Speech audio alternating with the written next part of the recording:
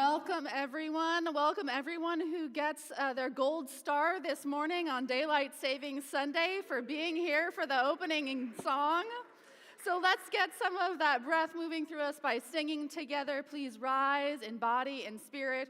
We're going to sing number 131, Love Will Guide Us.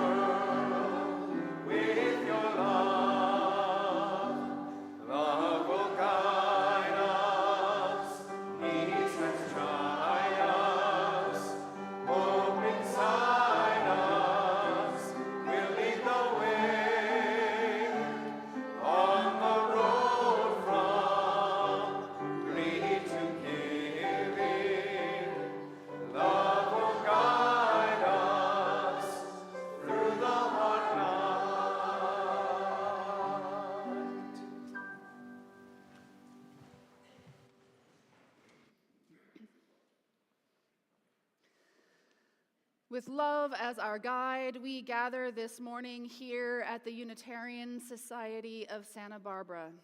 We gather into this loving community of seekers where we strive to live with integrity, nurture wonder, and inspire the actions that transform us and transform the world. Welcome this morning into community. Welcome whether you are here in our physical sanctuary, whether you are joining us in our online sanctuary, whether this is your 100th time or your first time. We are so glad that you have come here this morning to spend some time to nurture your mind, heart, and spirit here with us. I'm the Reverend Julia Hamilton. My pronouns are she, her, and I'm delighted this morning to be joined by Matthew Grissett, our music director, by Ellen Broidy, our worship associate, Heather Levin on the piano, our singers, Charla Brigante, our director of Lifespan Religious Exploration. And I'm mentioning all of these folks not just because I'm grateful to be sharing space with them, but because there is so much going on here this season. You're going to want to get to know who to talk to find out more about what's going on. I want to share a few of the ways you can get involved beyond Sunday morning, especially if you're new. Sometimes it can be intimidating to jump into the deep end of a community, and finding something outside of Sunday morning that allows you to enter into a deeper relationship can be a great opportunity to get connected. So don't hesitate to try out something new as we head into this spring in one of these many opportunities to get connected. If you are new, we do have a newcomer orientation on the second Sunday of every month. That's this month in the front office. You can also stop by our membership table, or if you're joining us online, you can click the visitor link. That will allow us to get you on our Friday email list where you can read more about what's going on in this congregation. And every Sunday, if you have been attending for a while and you feel like this might be your spiritual home, we would love to welcome you into membership at any time. You can stop by the membership table and talk to Kira Watson for more information about how to become part of the Unitarian Society. This Sunday, we have a very special coffee hour. You'll notice Parish Hall is full of delicious treats handmade by our very own youth group to support the service trip to the Hopi and Navajo Reservation that is coming up at the end of this month. So if you're hungry, you have an opportunity to fill your belly after the service. And I'm delighted to have Cheryl Marzak, who is our trail boss for our Hopi and Navajo trip, here with us this Sunday as well. This is also an opportunity to support the trip by bidding on some of the beautiful and wonderful items that we have handmade from Hopi and Navajo that Cheryl has brought with her to help raise funds for this work we do, and to buy raffle tickets for a really, truly remarkable piece of pottery made by our friend Dee Satella that you can see in person this Sunday in Parish Hall. We're going to be doing the draw for that next Sunday, so you have this Sunday and next to buy tickets. If you're joining us online, you still have an opportunity, along with a lot of other things out there that you might want to take a look at. One of the things that's happening in the life of this community is that we are going to be voting next Sunday to ordain Carolyn Bjerke. This is a congregational vote called by the board in support of Carolyn's ministry. She was our intern minister for a year and a half. She is currently serving as a contract minister in Santa Paula.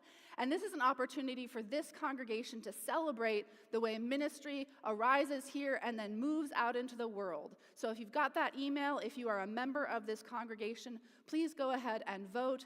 And we will be having sort of the final congregational meeting very briefly after services next week.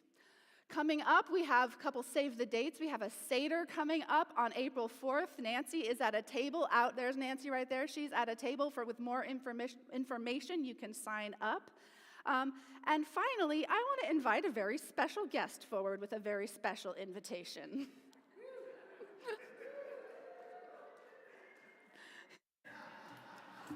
Well, you may be wondering. Use the microphone, Julie. Okay. You may be wondering, can you hear me? Yeah? Okay. You may be wondering what these are all about. That's because I'm so cool. And you may be wondering what that's all about. And that's because I'm really old. Our UU ecological team is doing a lot of things around here. Many of them you've mentioned. In the lobby we often have the plastic that we've been collecting. This room would be filled with the plastic we've collected over the last few years. There's many things that we're doing. But one of the things that is happening right now is that we're in very difficult times, and it's most important to keep our spirits up. So, let's dance! Yes, yes, yes, yes, yes. So, we're getting together and we're planning a playful, joyful, intergenerational, sober dance. From kiddies to grannies, teens, singles, families, rainbow colors, all kinds of genders, friends and community, all are invited. We've even got a couple of very talented young adults using social media to advertise. But we need your help. We need a team of volunteers to do all the little itty-bitty tasks that you always have when you do a big event like this. We don't exactly know the date yet, but that's where you can help us get it planned together so we have a nice big team that a lot of people can do different things. We need cashiers. We need snacks and drinks, people at the tables, distributing flyers all over, set up and clean up. You know what it takes to put on an event. I will be at the Earth Advocates table as you're heading into the parish hall. Into parish hall. We'll be at the right-hand side. You're not going to miss me. With a sign-up sheet.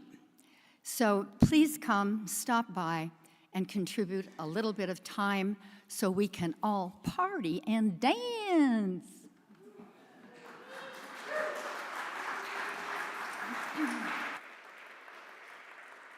Thank you, Julie, and thank you to the Earth Advocates for helping bring this dance party to the Unitarian Society this spring.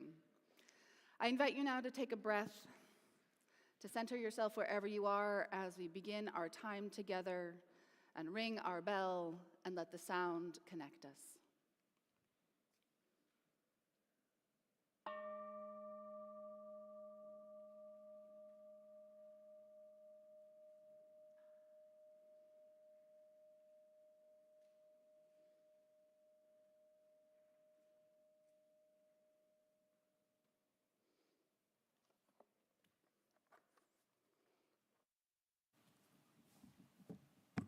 Good morning.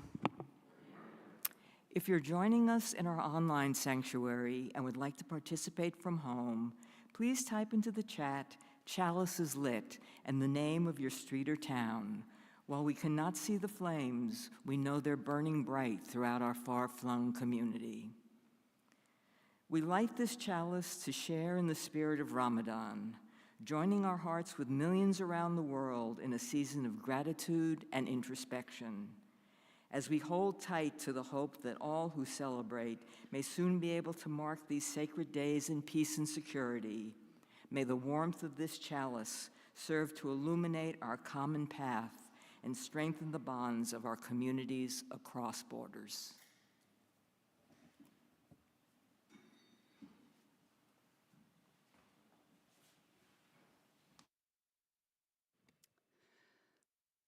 Sunday, we lift up a good thing among us, something that we find that brings more love, justice, or hope into the world.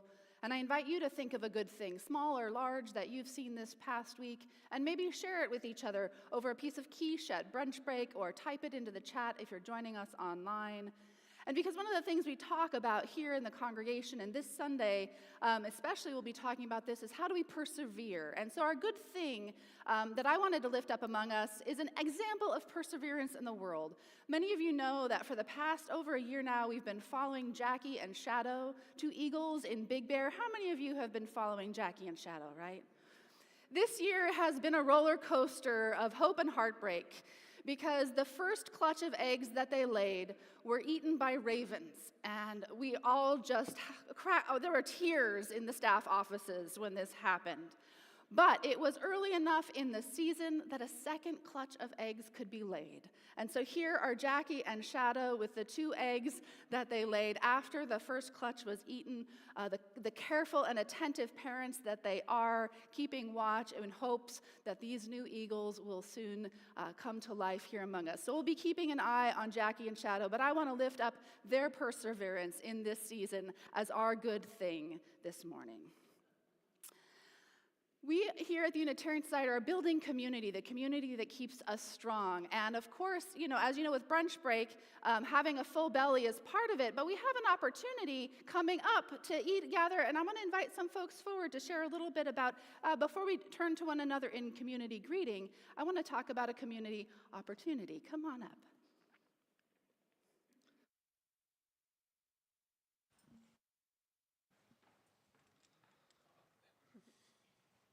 I am so ready. I brought these blondies for all of us to share after service today. Hey, Blaze, those are really great looking blondies, but the potluck is March 15th. Exactly, March 15th, 11 a.m., Parish Hall. I've been practicing the timing of my oven all morning. But Blaze, today is the 8th. The potluck is next week. I think daylight savings might have gotten you confused already. You're kidding. That means I'm a whole week early? Exactly. But we'll have our regular snacks today, thanks Jim and youth. But the parish hall won't be full of everyone's home cooking until next week, March 15th. You're giving us a sneak peek. I got the serving napkins and everything.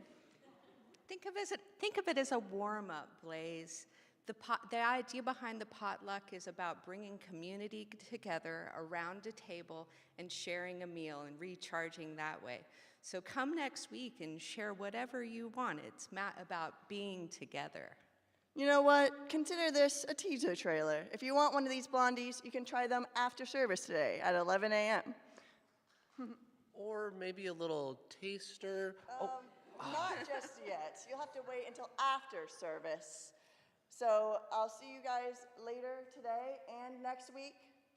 And if you're going to be one of our helpful volunteers who can stay to help clean up after the delicious potluck, please find me, Blaze, or Whitney, and we can help coordinate that. Thank Thank you, and we hope to see you at the potluck. So now I invite you to turn to a person nearby, say hello, welcome them into this community, and then we will sing once more.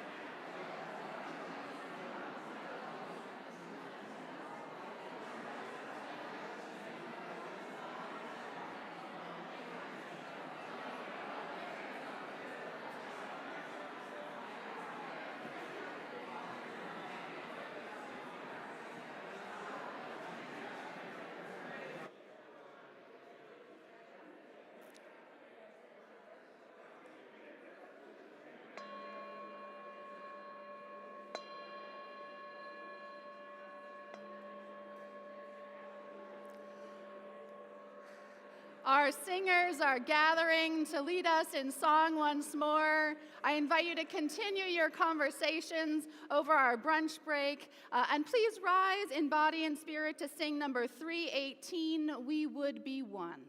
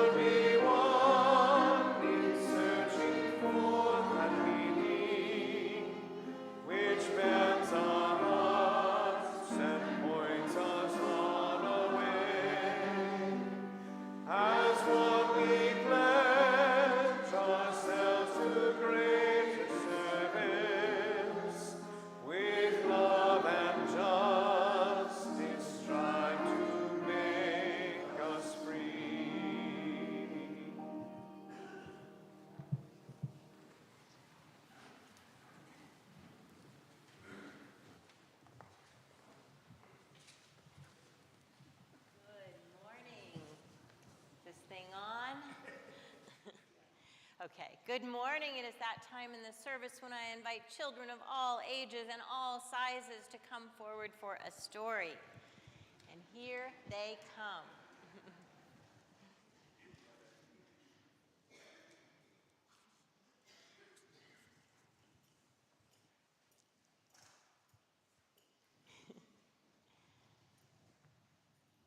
Great, what a great group. Look at them.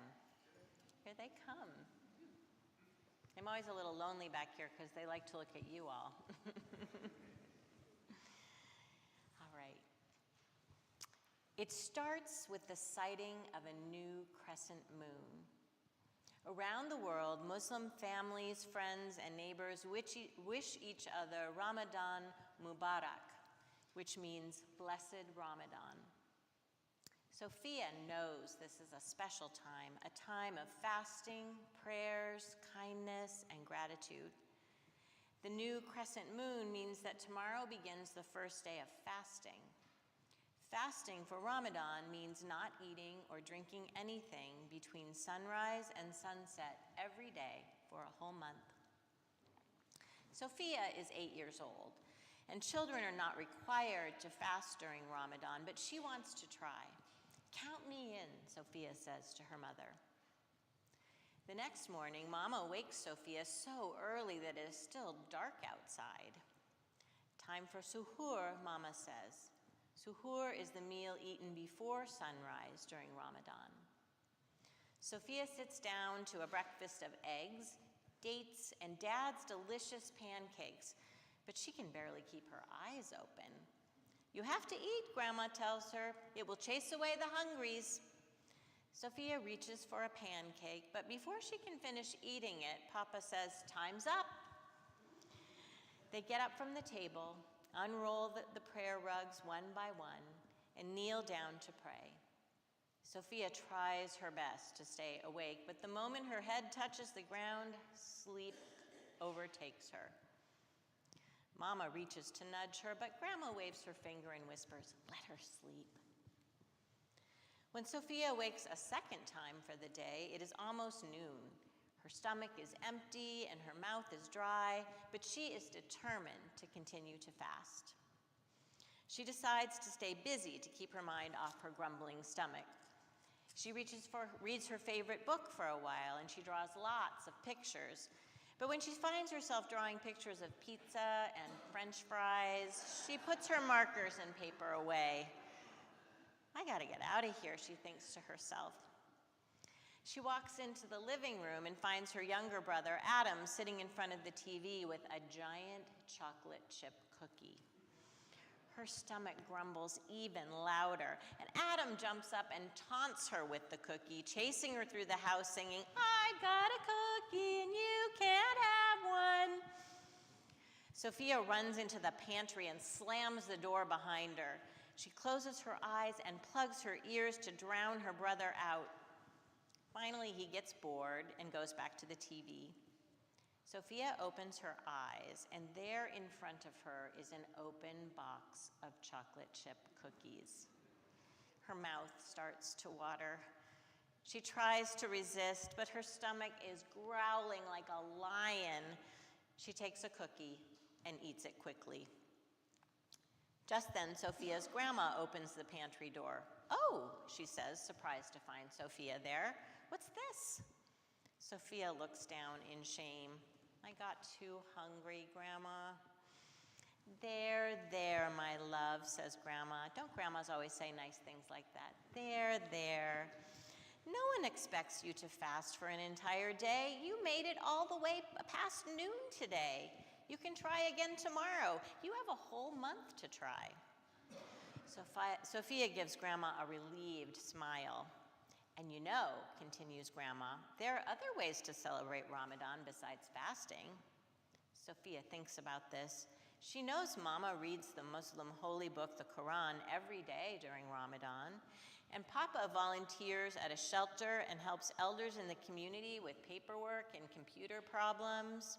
Papa says the month of Ramadan teaches us to share with those who do not have much, while reminding us to be thankful of how much we have. Sophia looks at Grandma's hands and notices they're covered in flour. "What are you making, Grandma?" she asks. "I am making delicious food for our first iftar," Grandma says. The iftar is the meal the family will share after the sun goes down. "Can I help?" Sophia asks. If she can't fast for the whole day, then she can at least help prepare the food for those who can. Sophia grabs an apron and gets to work. She tosses a salad and helps Grandma make homemade bread and a big pot of lentil soup. When the sun sets, Grandma serves everyone a big bowl of soup. Sophia carries in the salad she made, and the whole family breathes in the smell of freshly baked bread. They each take a sweet date and drink some water to break the fast. Papa leads them in a prayer of thanks, and then together they enjoy the meal, grateful to be together. Food has never tasted so good. When they have finished dinner, Sophia and her family go to the mosque to pray with their community. Mama says prayer is a chance to look inwards and upwards. When they leave the mosque, Sophia looks up at the moon, which has grown just a bit fuller than the night before. Inside, she feels peaceful and strong. As the month of Ramadan continues, Sophia is able to keep the fast for a few hours each day. She helps her grandma prepare the evening meal every day and prays with her family every morning and evening. She no longer falls asleep during the morning prayer, and on the last day, she fasts all the way up until sunset with just one little snack, an apple and a piece of cheese, to help her.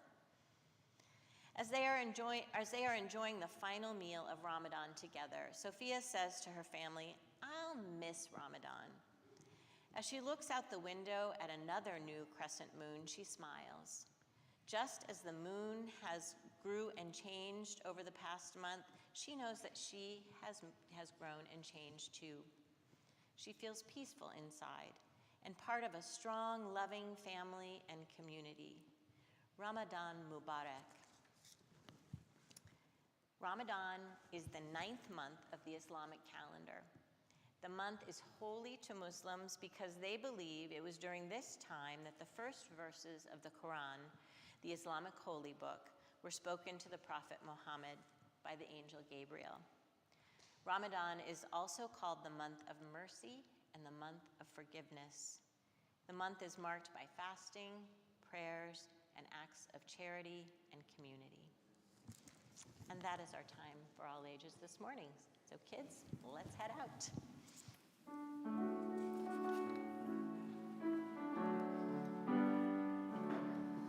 We hold you in our love as you go.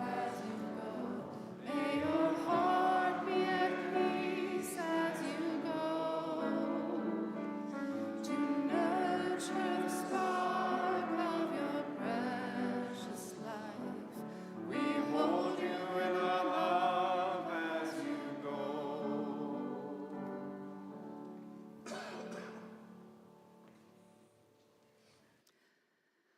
I invite us now into a time of prayer, meditation, and reflection, beginning as we do each week with the recognition of the monarchs that we add to our monarch branch.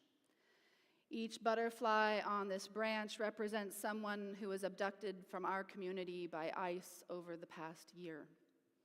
This week, we add 15 butterflies and ring our bell 15 times to remember the people abducted from Santa Barbara County this past week.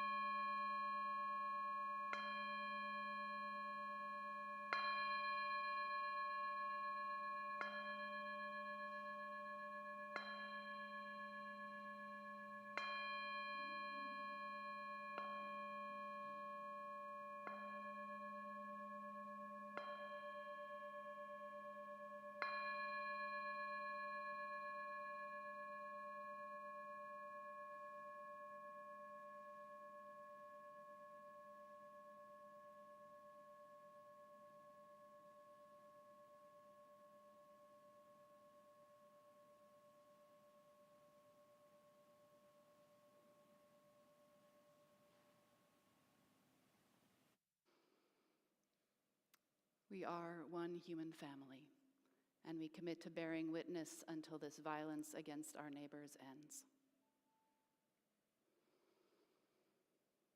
Each week, we count numbers gone, making space for grief, fear, anger, and also tender witness. Born on the wings of love, we send hope along with our rage.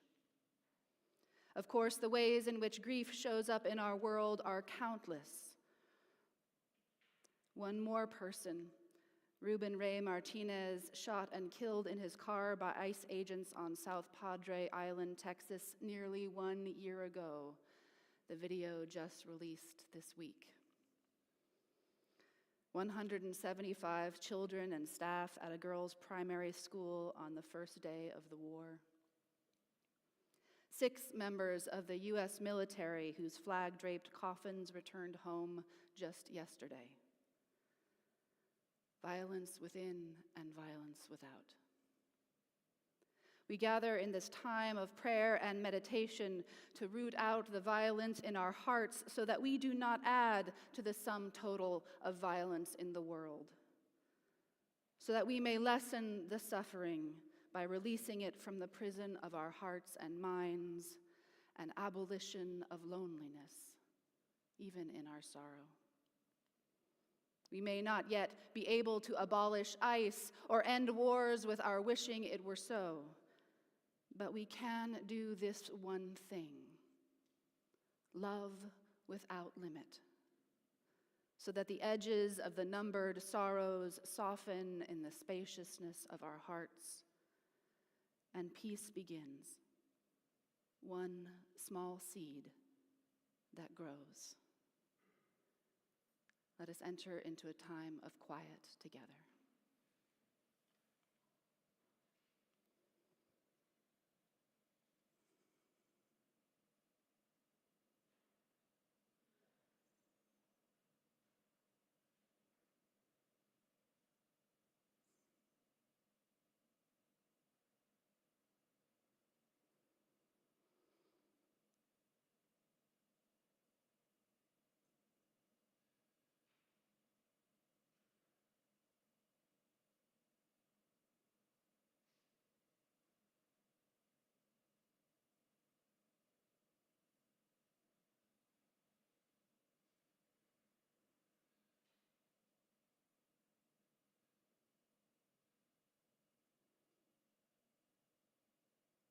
Blessed be and amen.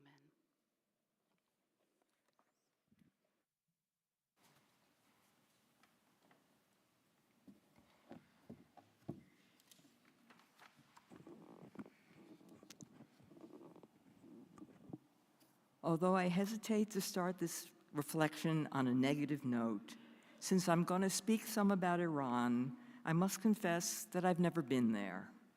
Decades ago, however, in a place and time that now seems galaxies away, I was a graduate student in Middle Eastern studies, and Iran was a critical part of my educational journey.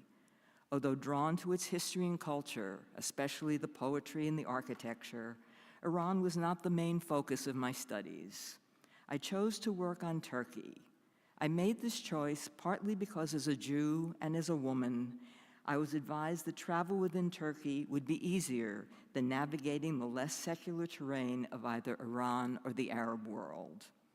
And if I'm completely honest about my choice, part of it rested on the fact that an instructor in my undergraduate Arabic class informed me that my Arabic handwriting, the alphabet of both the Arab world and Iran, was even more miserable than my Latin alphabet chicken scratches. I elected to stay with the devil I knew and found a home studying Turkey with its modified Roman script. Today, so many decades later, Iran has returned full bore to my consciousness. Like the Middle East itself, everything in Middle Eastern studies is closely related, which meant that a decision to focus on one region required engaging meaningfully with the rest of the countries in the region. Although barriers of politics as well as faith between Shia and Sunni, Muslim and Jew, Christian and Muslim, often seemed impenetrable, more so today than ever before, a brief glance at a map makes clear how interconnected and on many levels interdependent everything is in that part of the world. While long-standing geopolitical realities and antagonisms brought into even sharper relief by the 1948 creation of the State of Israel and the impact of the Iranian Revolution of 1979, threatened to obliterate significant similarities among cultures, faiths, and communities. Some things are just too ingrained to disrupt. Ramadan offers concrete examples of the ties among faiths and traditions that surmount even the highest, most heavily fortified walls. The holiest month in the Islamic calendar, Ramadan is a time of prayer, reflection, communion with a higher power, fasting and feasting, and so much more. As Charla mentioned, it marks the period during which the Prophet Muhammad began to receive the word of Allah through the angel Archgabriel, words that the world knows today as the contents of the Quran. To my Jewish ears, these rituals sound familiar. Everything from fasting followed by feasting to the reverence of the word of a holy text, think Quran and Torah, and a reliance on a lunar calendar all resonate. And the similarities do not end there. While the Torah and Quran provide the foundation upon which East faith tradition rests, there's more to the story and more similarities. In Islam, hadith, the reports of what the prophet did or said or how he acted, provide guidance to the faithful on ways to practice the teachings of the holy book. In much the same way, the Talmud offers discussions and arguments about Jewish law, ethics, customs, and serves as a guide for living a righteous Jewish life. Muslims, Christians, and Jews are all what are known as people of the book. I want to offer one more faith-based example illustrating the interconnections of these religious traditions and how, in spite of centuries of political upheaval, they built upon each other. The Quran refers to Muhammad as, quote, the seal of the prophets, the very last prophet sent by God. And who else might we find among the prophets who preceded the seal? Moses and Jesus, both of whose names and teachings feature prominently and positively in the Quran. But it's in the realm of the profane where the connections have the most salience for me. In art, architecture, poetry, and food, we see most clearly where the cultures of the peoples of the Middle East, whether Christian, Muslim, or Jewish, come together. Whether it's the blue and white tiles adorning palaces of worship, the calligraphy and images decorating important documents, the uses of storytelling to illuminate both religious and secular messages, or the dietary prohibitions central to each, there's so much that ties the people of this contested land together. I certainly don't want to leave you with the impression that Christians and Jews were on equal footing, legally or socially, with their Muslim neighbors. This was never the case. For centuries, however, religious minorities lived in relative safety, although often ghettoized, because as people of the book, these communities had some important legal protections that allowed for, if not complete social integration, then at least tolerance of difference and some sense of belonging. I mourn the fact that we may never experience a Middle Eastern peace, a Middle East where Muslim countries would not launch an attack on Israel on Yom Kippur, and where Israel and the United States would not manufacture rationales to bomb Iran in the midst of Ramadan.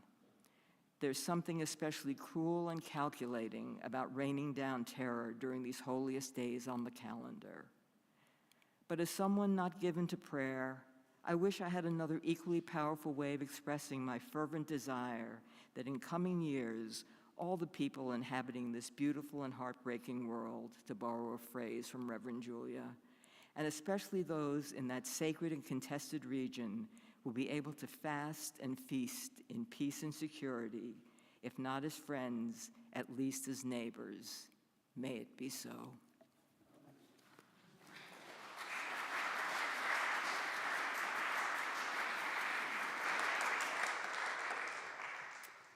Listening to Ellen talk about art and architecture and the intersection of our cultures and worlds, I'm reminded that our beautiful window here was designed by an Islamic artist in the 1990s, bringing that aesthetic into our sacred space in the pluralistic world that we inhabit as Unitarian Universalists. Our reading this morning is a poem by Moha Kaf titled, "My Grandmother Washes Her Feet in the Sink of the Bathroom at Sears." My grandmother puts her feet in the sink of the bathroom at Sears to wash them in the ritual washing for prayer, wudu, because she has to pray in the store or miss the mandatory prayer time for Muslims. She does it with great poise, balancing herself with one plump, matronly arm against the automated hot air hand dryer, after having removed her support knee-highs and laid them aside folded in thirds, and given me her purse and her packages to hold so she can accomplish this august ritual and get back to the ritual of shopping for housewares. Respectable Sears matrons shake their heads and frown as they notice what my grandmother is doing. An affront to American porcelain, a contamination of American standards by something foreign and unhygienic, requiring civic action and possible use of disinfectant spray. They fluster about and flutter their hands, and I can see a clash of civilizations brewing in the Sears bathroom. My grandmother, though she speaks no English, catches their meaning, and her look in the mirror says, I have washed my feet over Iznik tile in Istanbul with water from the world's ancient irrigation systems. I have washed my feet in the bathhouses of Damascus over painted bowls imported from China among the best families of Aleppo. And if you Americans knew anything about civilization and cleanliness, you'd make wider wash bins anyway. My grandmother knows one culture, the right one, as do these matrons of the Middle West. For them, my grandmother might as well have been squatting in the mud over a rusty tin in vaguely tropical squalor. Mexican or Middle Eastern, it doesn't matter which. When she lifts her well-groomed foot and puts it over the edge. You can't do that, one of the women protests, turning to me. Tell her she can't do that. We wash our feet 5 times a day, my grandmother declares hotly in Arabic. My feet are cleaner than their sink. Worried about their sink, are they? I should worry about my feet. My grandmother nudges me. Go on, tell them. Standing between the door and the mirror, I can see at multiple angles my grandmother and the other shoppers, all of them decent and good-hearted women, diligent in cleanliness and grooming and decorum. Even now, my grandmother, not to be rushed, is delicately drying her pumps with tissues from her purse, for my grandmother always wears well-turned pumps that match her purse, I think in case someone from one of the best families of Aleppo should run into her here in front of the Kenmore display. I smile at the Midwestern women, as if my grandmother has just said something lovely about them, and shrug at my grandmother as if they had just apologized through me. No one is fooled, but I hold the door open for everyone as we all emerge on the sales floor and lose ourselves in the great common ground of housewares on markdown. So ends our reading.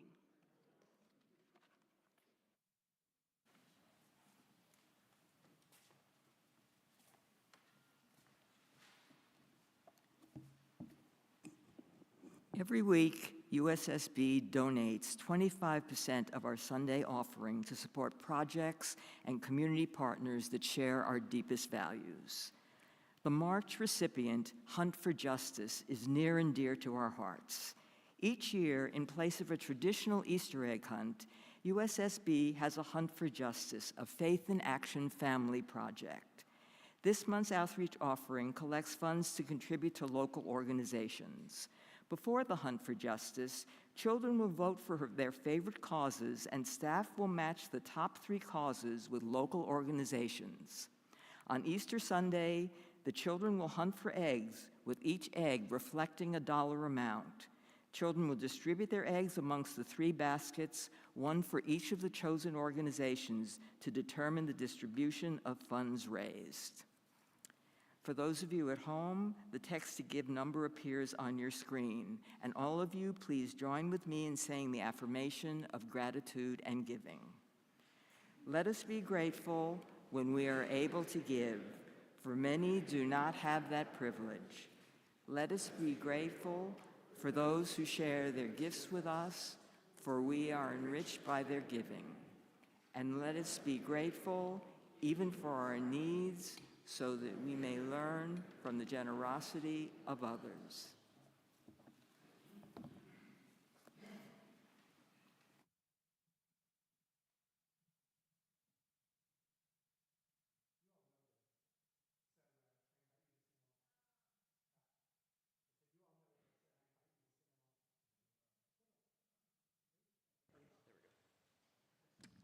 You all know this. And so I invite you to sing along.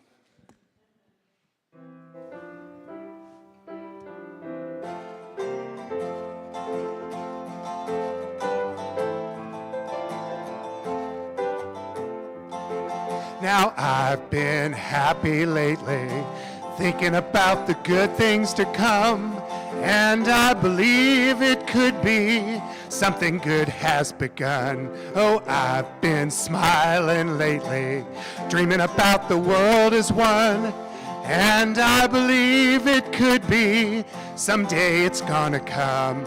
'Cause out on the edge of darkness, there rides a peace train.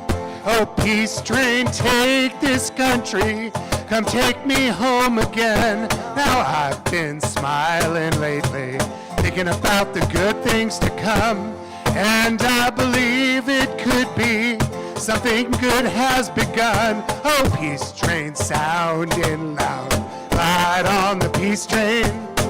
Ooh-ah-ee-ah, ooh-ah, come on the peace train. Yeah, peace train, holy roller, everyone jump upon the peace train. Ooh-ah-ee-ah, ooh-ah, come on the peace train. Get your bags together, go bring your good friends too, because it's getting nearer, it soon will be with you. Now, come and join the living, it's not so far from you, and it's getting nearer, soon it will all be true. Oh, peace train sounding louder, ride on the peace train. Ooh-ah-ee-ah, ooh-ah, come on the peace train, peace train.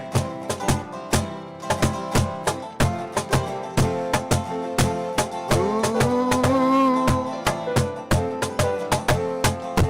Now I've been crying lately, thinking about the world as it is.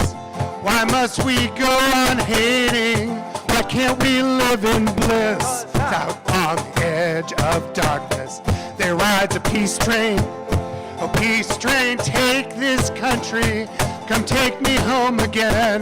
Oh, peace train sounding louder, ride on the peace train. Ooh-ah-ee-ah, ooh-ah, come on the peace train. Yeah, peace train, a holy roller, everyone jump upon the peace train. Ooh-ah-ee-ah, ooh-ah, come on, come on, come on the peace train.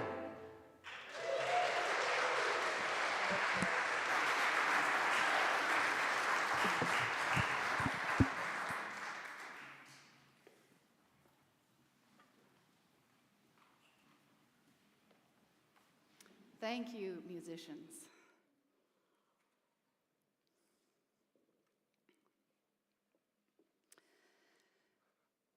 Good morning. This year, the month of March has been the poster child for religious pluralism.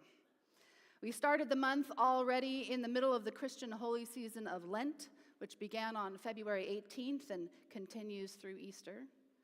The Hindu springtime festival of Holi was on March 4th. The Jewish festival of Purim was this past week on March 3rd. And for the pagans among us, the spring equinox is coming up on March 20th. Today is International Women's Day, of course, a holiday all around the world. And we are already in the middle of the holy month of Ramadan, which started on the evening of February 17th and will conclude on March 19th. Here at the Unitarian Society, we have recognized and celebrated all of these holidays at one time or another over the years because the value of pluralism is deeply embedded in the history and practice of our Unitarian Universalist faith. And we don't just celebrate these holidays as religious tourists, as holidays important out there in the world, but because we have a great deal of religious diversity within Unitarian Universalism as well. We have members from a variety of backgrounds, family structures, traditions, and histories.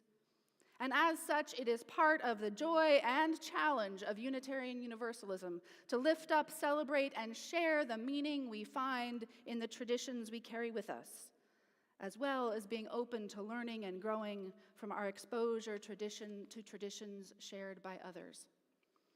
I say joys and challenges because while the sharing joy part of interfaith work is obvious, I hope, as your minister, it can be a challenge to figure out how to do justice to the deep histories, wisdoms, and sometimes controversies within such a diversity of traditions. I try with deep humility to invite us into a space that allows us for deeper engagement than we might get from the obligatory Instagram post from our elected representatives, although to be honest, I'm thrilled just to see an Instagram post from our representatives as a reminder that we are still, in fact, a pluralistic nation. In the Unitarian Universalist Association's most recent articulation of the values we hold in common among us, pluralism is described in this way. We celebrate that we are all sacred beings, diverse in culture, experience, and theology. We covenant to learn from one another in our free and responsible search for truth and meaning. We embrace our differences and commonalities with love, curiosity, and respect. So this morning, with the help of Ellen and drawing upon the Muslim colleagues, professors, friends, and writers I have encountered over the years, we are spending some time with Ramadan, a timely and tender place to spend our hour together. As the current war in the Middle East that began with the bombing of Iran on February 28th continues into its second week with no sign of abating. Building interfaith understanding, upholding that value of pluralism grounded in love. In this moment when Christian nationalism is on the rise and religion is once again being used as a cudgel to divide us, this is a gift that we can offer the world. Sometimes I feel like we are that young woman in the poem holding the door open for everyone in the bathroom at Sears, trying our best to bridge worlds with kindness. When it comes to interfaith work, one of the people who impacted me the most was a professor I had in seminary, Dr. Farid Isaaq. Dr. Isaaq is a South African progressive Muslim scholar who grew up under apartheid, and interreligious dialogue has been a big part of his work. I took his Introduction to the Quran class in seminary, and I highly recommend his book On Being Muslim for a glimpse into his life and thinking. In it, he says, "I love my geographical home, South Africa, and much as I am committed to my religious home, Islam, I enjoy being abroad. I feel quite comfortable with other cultures and followers of other religious persuasions, as well as those who have none. I am, in fact, desperate to understand others, to be enriched by them, and sincerely believe that the only meaningful life is one lived with one's spiritual doors and windows wide open to strangers." A while back, after 9/11, when the Afghan Taliban was everywhere in the news, he gave an interview to a Catholic news publication and talked about the necessity of dialogue in a time when Islam was viewed only through the lens of extremism and as being at war eternally with the West. A reporter asked, "What can ordinary people do to help Christian-Muslim relations?" And he replied, "People need to begin to deepen their encounters with others. Interfaith dialogues are a good place to start." But then he went on to be somewhat critical of the tendency of interfaith work to be superficial, focusing only on pleasantries rather than having more substantial conversations. "Is there life after tea?" he asked. It's true that sometimes they can seem like somewhat irrelevant forums for a polite show and tell. You meet with these other nice people and show them your religion's nice verses about peace and justice and living in harmony, and then you get a nice pat on your back from the other people in the interfaith forum. Difficult things, he said, don't usually get dealt with when the dialogue is stuck in that level. And from time to time at interfaith events, I have felt what he is describing, although it feels like something approaching UU heresy to admit that. Without real relationships cultivated between people who are willing to talk about the difficult realities of the world around us, interfaith presence can be used more as a backdrop or a prop rather than something more meaningful. Sometimes, as a Unitarian Universalist, without a tradition based in a holy text or scripture, I wonder what my role is on the panel of interfaith leaders. Am I just there to hold open the door of pluralism and nod politely as words are exchanged without anyone really coming into conversation with one another? But there is something about interfaith dialogue that holds a deeper promise, which is why Dr. Isaac and I don't give up on it. He goes on to say, but despite such limitations, at the end of the day, we don't have an alternative to engaging in conversation. The village of the world that we live in today is completely intertwined, he says. You can't unbake the cake of globalization. You can't separate the sugar from the flour, from the water, from the vanilla, from the cream. What you do to Muslims in the world today, you do to Christians. And what you do to straight people, you do to gay people. What you do to black people, you do to white people. The essential conditionness of humanness today, he says, is interconnectedness. Honoring this interconnectedness. Staying in the room together until something cracks open and makes peace possible. This is what we must do for as long as it takes. And perhaps our gift that we bring as Unitarian Universalists to the conversation is not found in relying on a similarity between sacred texts, but rather the commitment we practice each and every Sunday when we celebrate that religious pluralism among us, honoring the ways we are different, not just the same, lovingly, beautifully, humanly different, rather than trying to convert and conform to a single truth. Perhaps our gift is our long-standing practice of holding the door open for everyone, after all. Not because there are any guarantees that interfaith dialogue will end all wars and bring about world peace, but because keeping the faith in our tradition means holding out hope for the possibility, the vision of a beloved community where all people are valued and safe, even if the road is uncertain and we may not see the results in our lifetime. Which brings me to the holy month of Ramadan.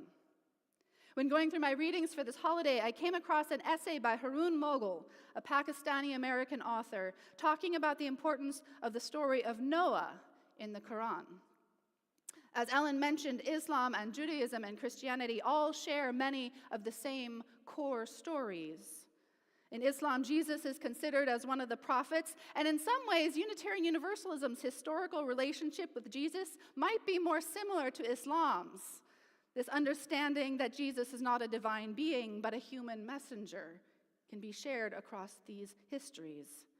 There are other interesting connections between Unitarian Universalism and Islam, which will, I'm sure, turn up in a future sermon.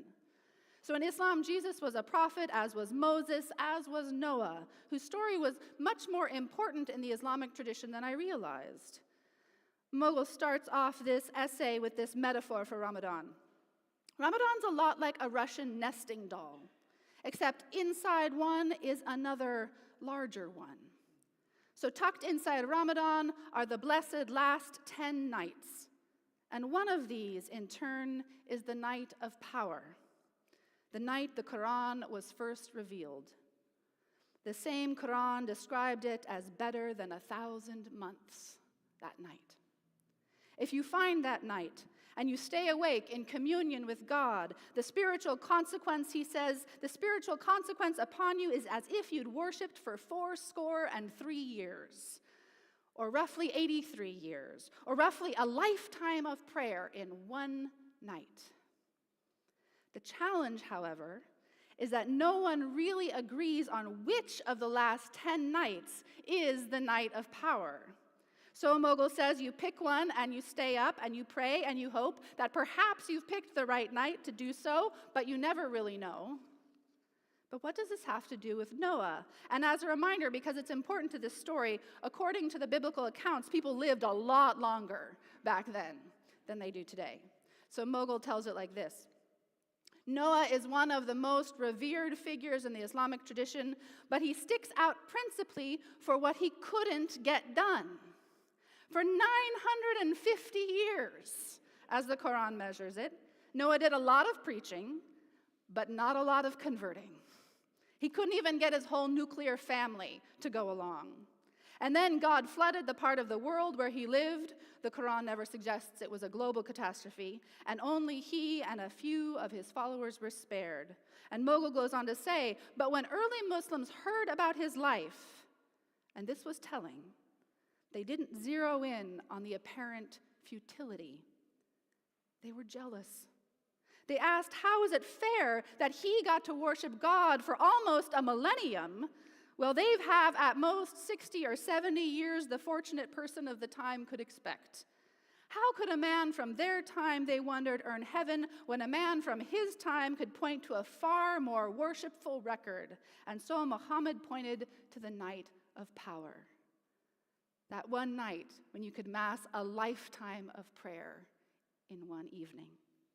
Mogul explains that the night of power is an opportunity to pray equal to Noah, not because it will necessarily get you anywhere tangible.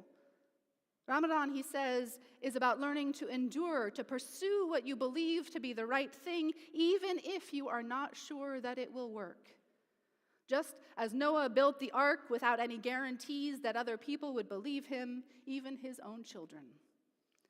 It is about acting from your conscience, from your pursuit of truth and goodness, and becoming a better person, rather than any guaranteed outcome.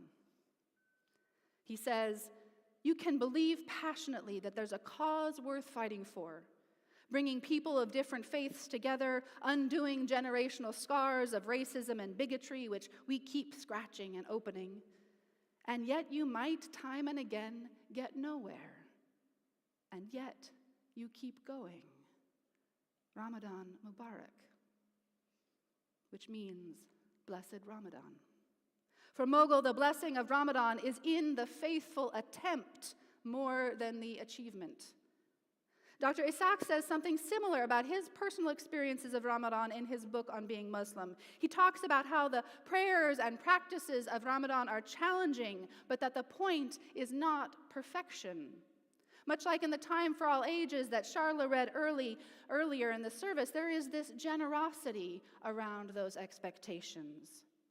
Isaac quotes Surah 185, in which after talking about the practice of fasting, the Quran talks about the exceptions, and it is said, Allah intends ease for you, not hardship. Isaac goes on to write, the fact that we will not or cannot do all is not a legitimate reason for refusing to do a bit. It is not completeness we are out to achieve. It is progress. My goal is not to become a perfect Muslim, at least not this Ramadan. It is only to ensure that the next Ramadan finds me a bit closer to Allah and a somewhat more pleasant person than this one did.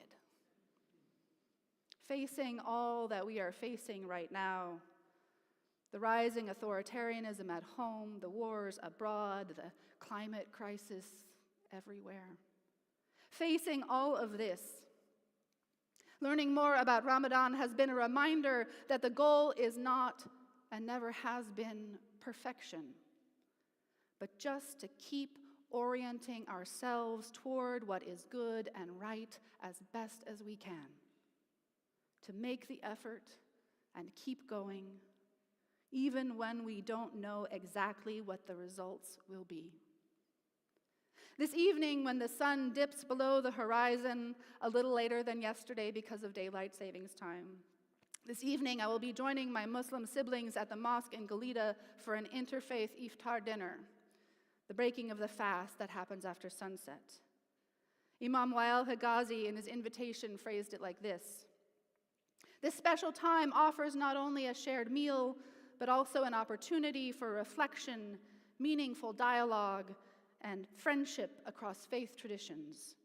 Our interfaith iftar is intended to strengthen relationships, foster mutual understanding, and celebrate the diversity of our Santa Barbara community.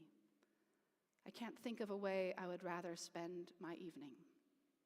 This invitation was sent out weeks ago, before any of us knew that a war would once again be breaking over us. I am grateful now more than ever for that invitation, to be able to gather and share our ongoing hope for a more peaceful world. And so, I have printed out a Ramadan greeting on behalf of our congregation, and it is out at the membership table in the garden. And if you would like to go and sign your name and share your greetings that I can bring with us to the Islamic Society, I would be honored to do so, as a gesture of peace and goodwill from our community to theirs, a reminder that we are committed to building a loving and respectful, pluralistic world, and that we are in it together for as long as it takes. Ramadan Mubarak. May it be so. Blessed be, and amen.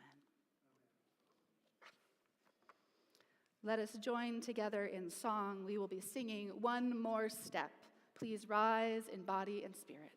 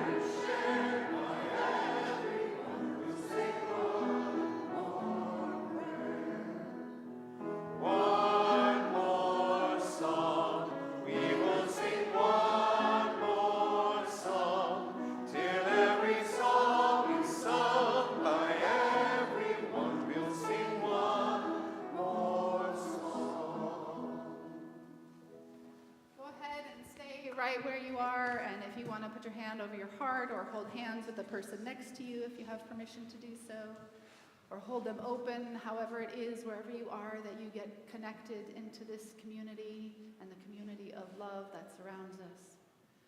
And as you go from this place into this beautiful and heartbreaking world, may the light of love shine upon you, out from within you, be gracious unto you, and bring you peace. For this is the day we are given. Let us rejoice and be glad in it. And let us call out a blessing.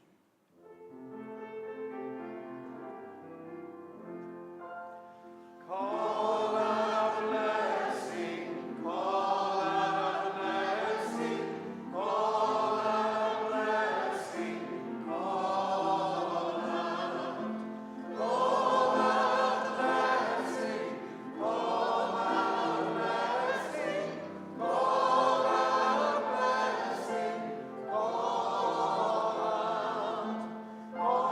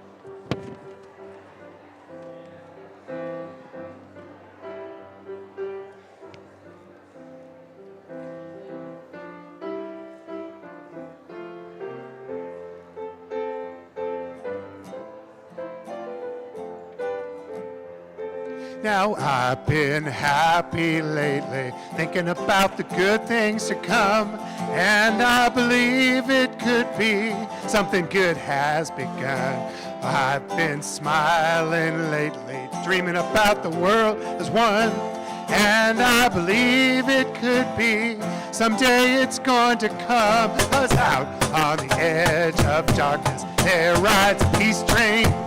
Oh, peace train, take this country, come take me home again. Now I've been smiling lately, thinking about the good things to come, and I believe it could be something good has begun. Oh, peace train sounding louder, ride on the peace train. Ooh-ah, come on the peace train. Yes, peace train, holy roller. Everyone jump upon the peace train. Ooh-ah, come on the peace train. Get your bags together, go bring your good friends too, because it's getting nearer, it soon will be with you. Now, come and join the living, it's not so far from you, and it's getting nearer, soon it will all be true. Oh, peace train sounding loud, ride on the peace train. Ooh-ah, ooh-ah, come on the peace train, peace train.